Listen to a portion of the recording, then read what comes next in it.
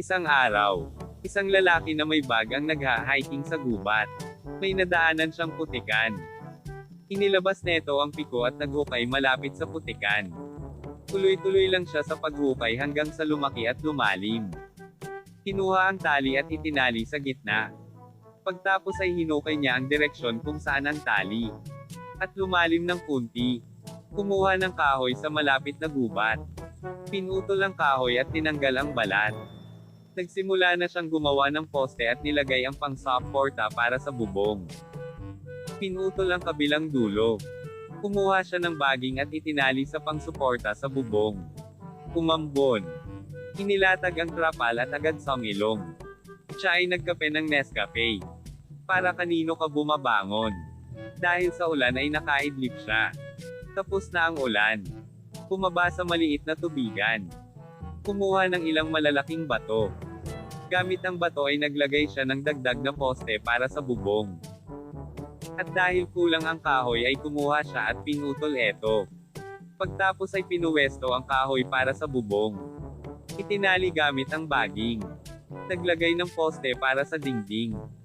At nang malagyan na ay nag-iwan siya ng espasyo sa pagitan. Gumawa siya ng bowl ang putik. Inilagay sa pagitan ng dingding at ikinalat sa gilid at kanto.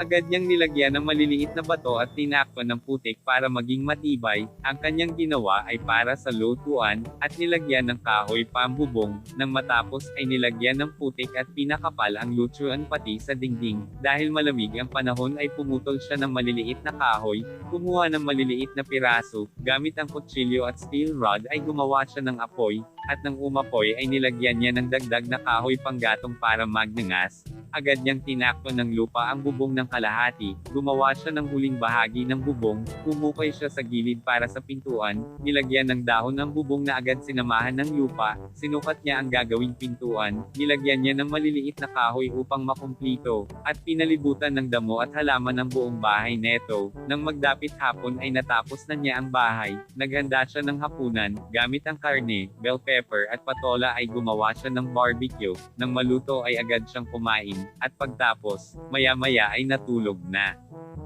Kung nagustuhan mo kaibigan ang ating video, ay maaring paki-click ang like, subscribe at pindutin ang notification button na rin para lagi kang updated sa ating mga future video.